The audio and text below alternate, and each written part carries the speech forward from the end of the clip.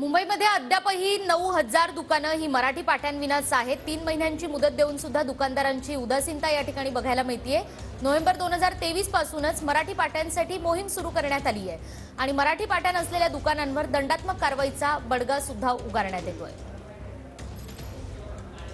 गेल्या नोव्हेंबर 2023 पासून पालिकेकडून वारंवार आवाहन केले जाते की मराठी पाट्या लावा आणि या संदर्भात मोहीम सुद्धा राबवली जाते। परंतु जर सध्याची परिस्थिती पाहिली तर मुंबईत सध्या 9,000 दुकानांवरती अद्याप मराठ्या पाट्या हा दिसत नसल्याची माहिती आता समोर होते। खरं तर 3 महिन्यांची पालिकेकडून मुदत देऊनही दुकानदारांची ही उदासीनता सध्या आपल्याला पाहायला मिळते। काही ठिकाणी मराठ्या पाट्या ह्या लावण्यात आलेल्या आहेत। मध्यंतरी जर आपण पाहिलं तर मनसेकडून सुद्धा वेगवेगळी आंदोलन करण्यात आलेली होती आणि त्यानंतर काही ठिकाणी मराठ्या पाट्या सोबत लावण्यात आलेल्या आपल्याला पाहायला मिळतात। मात्र जर पाहायला गेलं तर काही ठिकाणी मराठ्या पाट्या आहेत आणि काही ठिकाणी अजून सुद्धा या इंग्रजीमध्येच पाट्या असलेल्या आपल्याला पाहायला मिळते। खरं तर नोव्हेंबर 2023 पासून पालिकेकडून या संदर्भात मोहीम राबवण्यात येत आहे, मात्र अद्याप या मोहिमेला यश आलेलं आपल्याला पाहायला मिळत नाही।